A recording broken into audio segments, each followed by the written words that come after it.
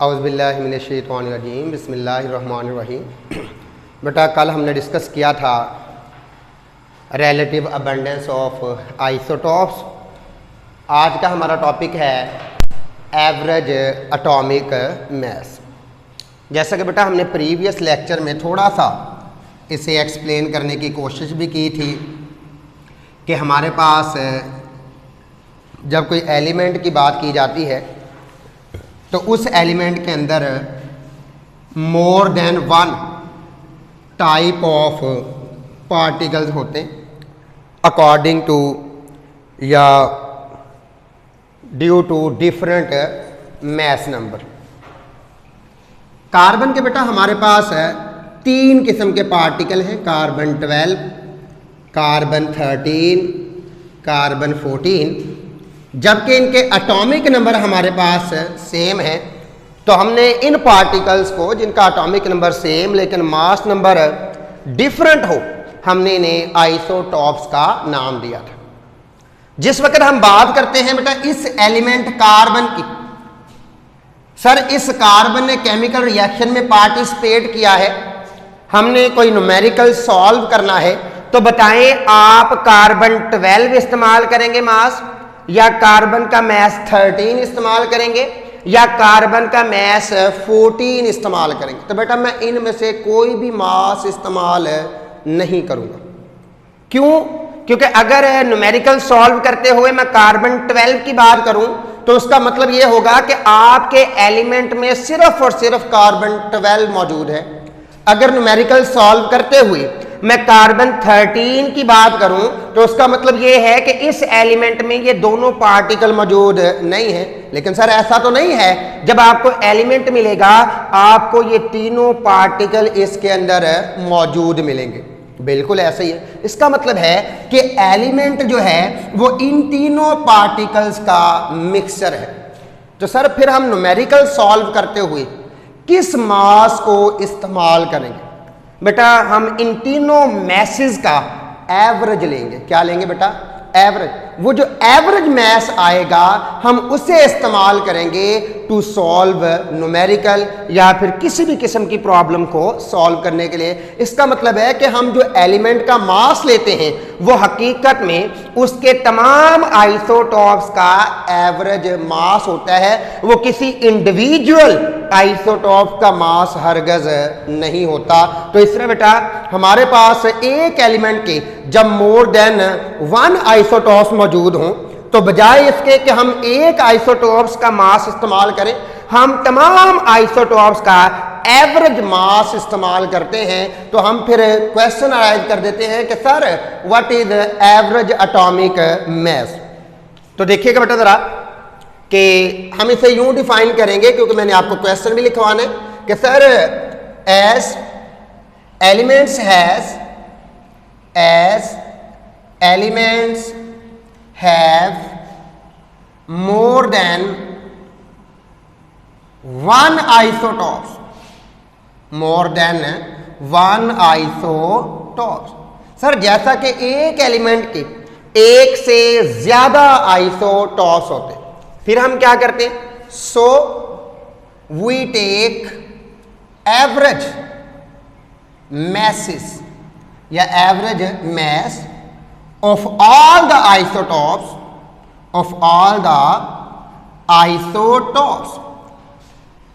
instead of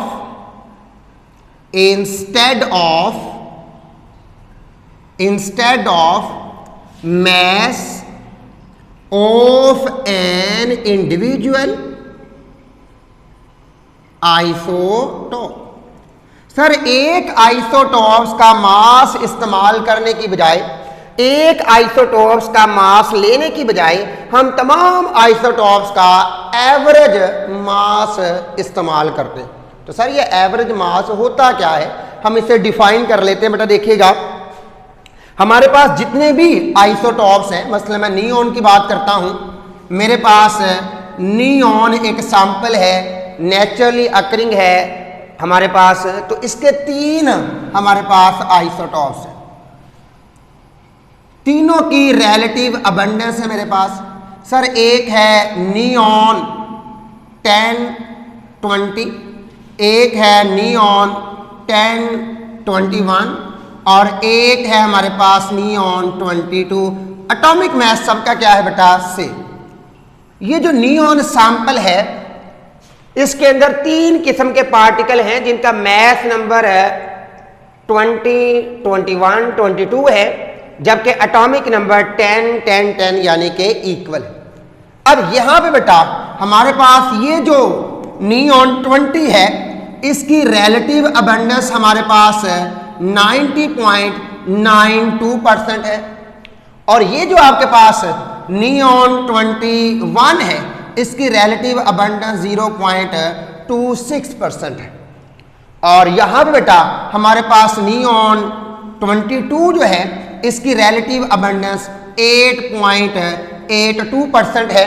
बेटा relative abundance को हम पिछले टॉपिक में डिस्कस कर चुके हैं कि sir the percentage of an isotopes in a mixture of all the isotopes of an element, एक एलिमेंट के तमाम आइसोटॉप्स में से हर आइसोटॉप्स की जो परसेंटेज होती है नेचुरली उसे हम क्या नाम देते हैं रिलेटिव अबंडेंस। तो बेटा हम क्या करते हैं जब हम एवरेज मास लेते हैं तो हकीकत में हम लोग बेटा मास नंबर इस्तेमाल करते हैं और साथ में हम लोग रिलेटिव अबंडेंस इस्तेमाल करते हैं। तो सर मास नंबर यानी कि आइसोटॉपिक मास और रिलेटिव अबंडेंस को इस्तेमाल करके जो आप मास निकालोगे वो कहलाएगा एवरेज एटॉमिक मास। तो हम इसे डिफाइन करेंगे कि sir define average atomic mass. तो यहां से बेटा डेफिनेशन लिख लेते हैं।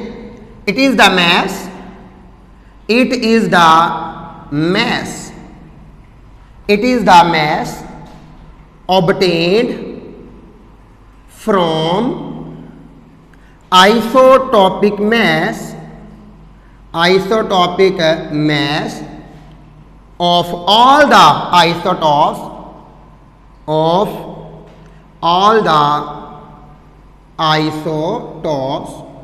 and it is the mass obtained from their isotopic mass of all the isotopes and their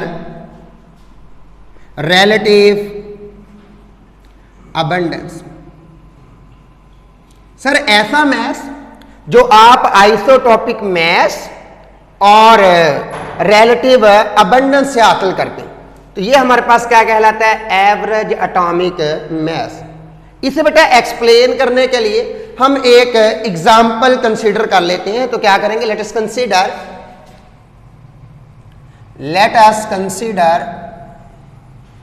a sample, let us consider a sample of neon having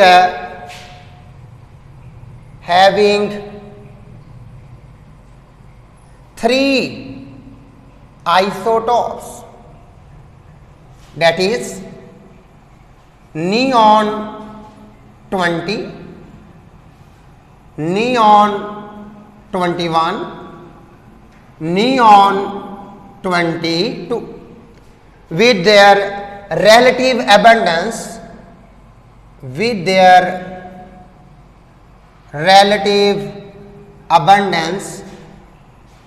कितनी बेटा हमारे पास 90.92%, 0.26% and 8.82% रिस्पेक्टिवली। यानी कि जिस तरतीब से आपने आइसोटॉप्स लिखे हैं उसी तरतीब से आपने उनकी रिलेटिव अबंडेंस को मेंशन कर दिया। अब बेटा एवरेज एटॉमिक मास मैंने क्या कहा कि sir it is the mass obtained from the isotopic mass of all the isotopes and their relative abundance. तो यहां पे बेटा हम लोग जब इसकी एवरेज एटॉमिक मास निकालेंगे तो वो बराबर होगा, लिखेगा एवरेज एटॉमिक मास, वो बराबर आ जाएगा बेटा। देखिए जरा ये जो आपके पास मास है 20, इसे आप मल्टीप्लाई कर देंगे इसकी रिलेटिव अबंडेंस, यानी कि सर 90.92। परसेंटेज को भी ना लिखिएगा, उसे इकट्ठा ही कॉमन लिख लीजिएगा, प्लस दूसरा कौन सा बेटा 21 इंटू इसकी रिलेटिव अबंडेंस कितनी है 0.26% प्लस ये आपके पास है बेटा 22, यानी कि नेक्स्ट कितना है बेटा हमारे पास है 22। इसे किससे मल्टीप्लाई करेंगे, इसी की परसेंटेज यानी कि रिलेटिव अबंडेंस के साथ 8.82%। और आपको पता है बेटा कि मैथ में जब आपको कहा जाए कि बेटा 10% लिख के दिखाओ तो आप लिखते हो सर 10%। अगर आप इसे ओपन करके लिखो तो ये बराबर होगा 10/100।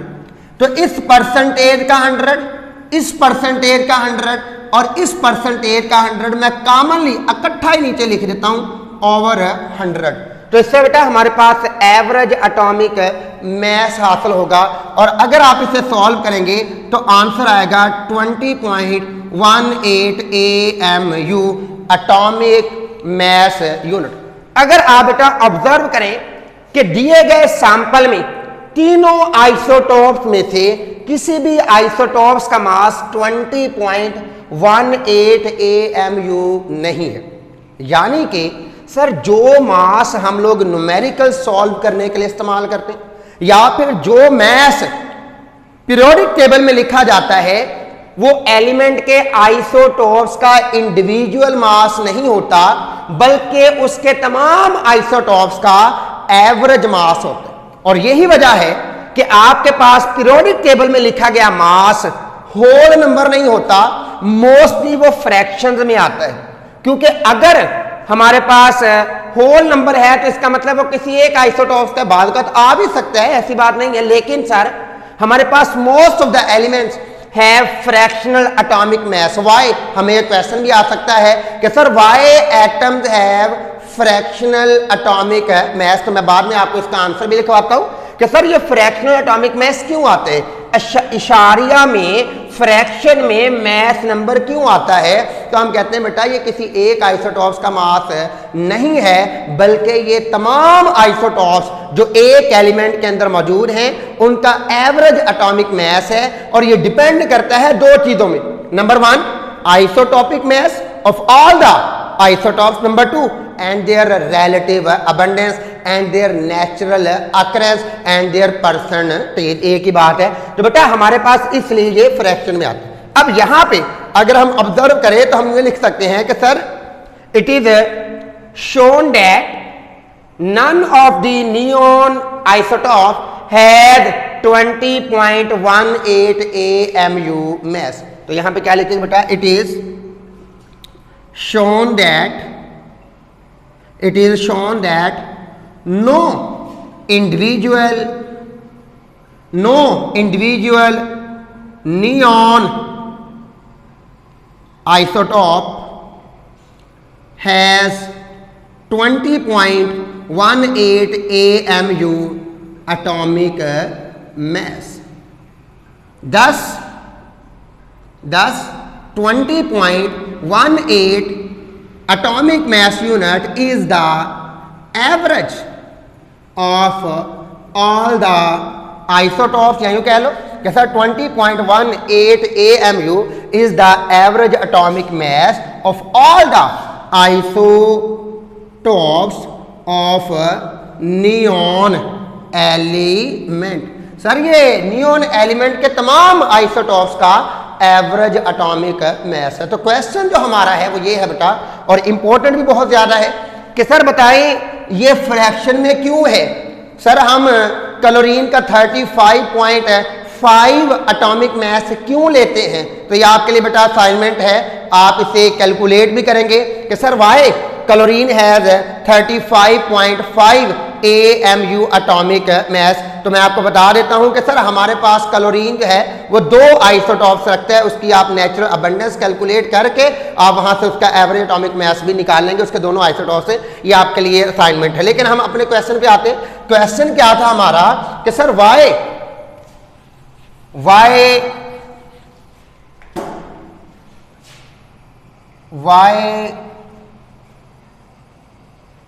elements have fractional atomic mass।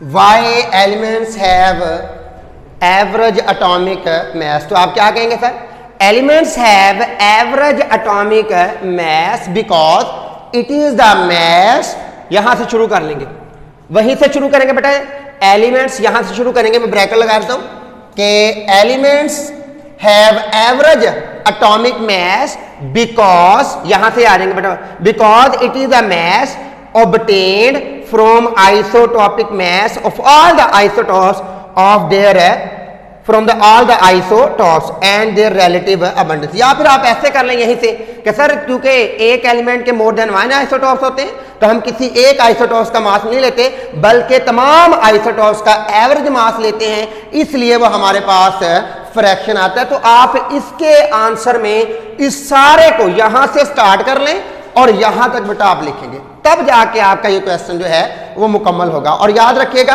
कि sir average atomic mass depends upon two parameters या two factor, number 1 total number of isotopes, number 2 and their relative abundance. ये बात याद रखिएगा बेटा, आप खुद भी लिख लीजिएगा कि sir average atomic mass depends upon, इसका आंसर बेटा पता चल गया, यहां से शुरू करना है आपने और यहां तक आपने कंप्लीट लिखना है। और ठीक है, तो यहां से आप लिख रहे हैं कि sir it is shown that it is the fractional atomic मास। चले, तो मैं क्या कह रहा था कि हमारे पास एवरेज एटॉमिक मास किन दो पैरामीटर पे डिपेंड करता है, नंबर 1 सर टोटल, ऐसे कर ले, isotopic mass of all the isotope, number 2 relative abundance of isotopes। तो इन दो चीजों पे डिपेंड करते हैं। तो यहां तक आपका क्वेश्चन मुकम्मल हुआ। नेक्स्ट बेटा हमारे पास नेक्स्ट जो क्वेश्चन है वो डिफरेंट है, वो है हमारे पास एनालिसिस ऑफ कंपाउंड, कि सर अगर आपने कंपाउंड को एनालाइज करना हो तो आप क्या करेंगे। सबसे पहले बेटा हम लोग कंपाउंड को एनालाइज करने के तरीके समझने से पहले हम लोग कुछ जर्नल डेफिनेशंस करेंगे कि सर अगर आपने कंपाउंड को एनालाइज करना है तो बेटा आपको क्वांटिटेटिव एनालिसिस का पता होना चाहिए, नंबर 2 आपको क्वालिटेटिव एनालिसिस का पता होना चाहिए। यानी कि टॉपिक हमारा जो नेक्स्ट है वो ये है analysis of compound, analysis of compound. तो बेटा एनालिसिस ऑफ कंपाउंड को स्टडी करने से पहले हम लोग बेटा कुछ डेफिनेशंस कर रहे हैं। पहले कौन सी करेंगे,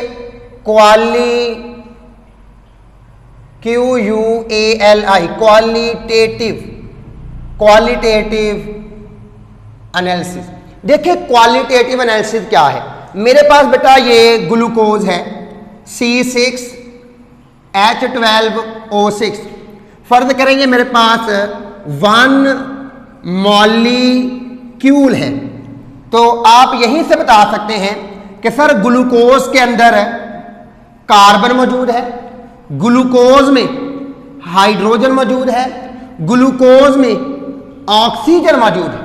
यानी कि दिए गए कंपाउंड के अंदर क्या क्या चीज मौजूद है, this is known as qualitative analysis. तो डेफिनेशन कैसे करेंगे, the analysis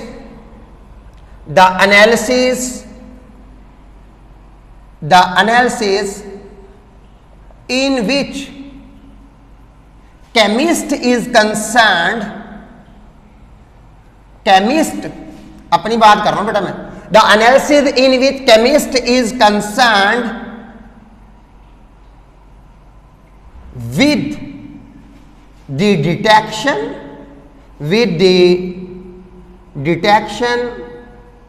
or identification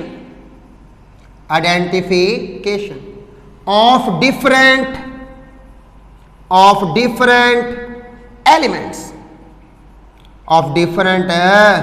elements present in a compound। Sir एक कंपाउंड में पाए जाने वाले कौन कौन से एलिमेंट हैं उनको पहचानना, उनको समझना क्या कहलाता है बेटा, क्वालिटेटिव एनालिसिस। फॉर एग्जांपल क्या लिखेंगे? फॉर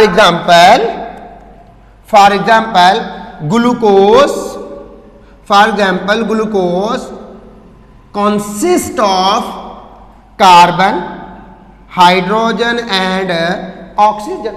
तो ये बेटा आपका क्या हो गया? Qualitative analysis. कौन या यूं कह लो कि क्या क्या मौजूद है, ये क्या कहलाएगा बेटा आपके पास? Qualitative analysis. इसी तरह एनालिसिस ऑफ कंपाउंड को स्टडी करने के लिए हमें क्वांटिटेटिव एनालिसिस का भी पता होना चाहिए। अब क्वांटिटेटिव एनालिसिस क्या है उसे भी डिफाइन कर लेते हैं। Quantitative, QUANTI, quantitative analysis.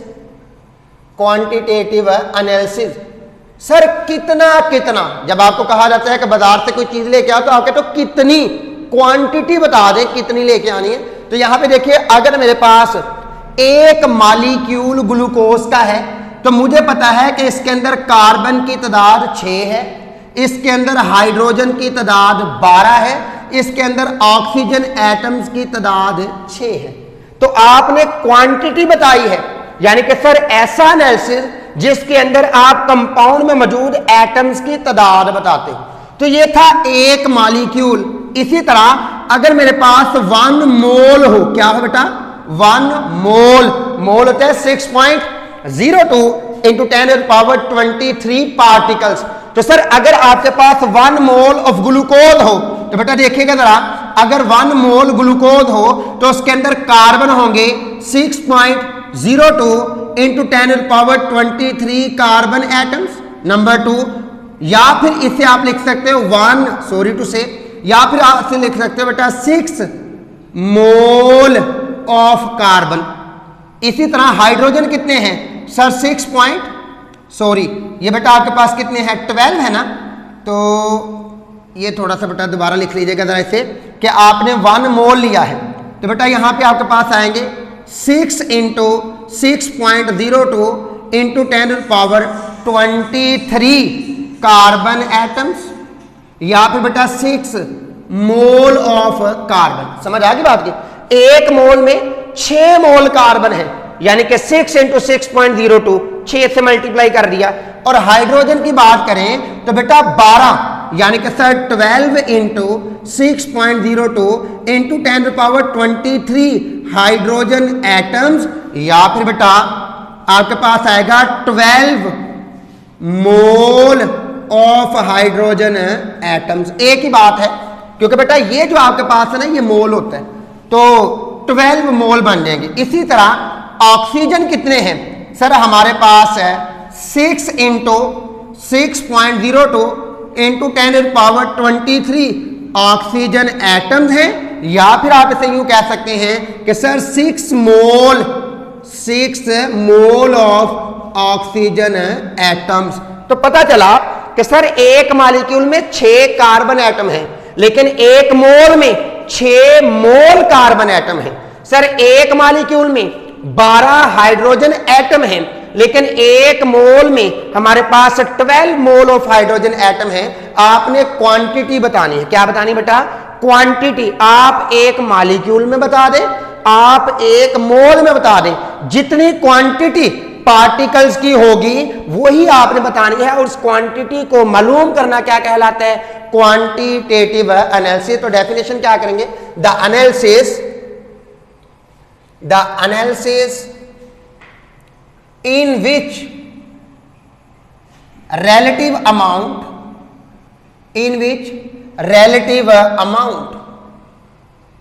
of different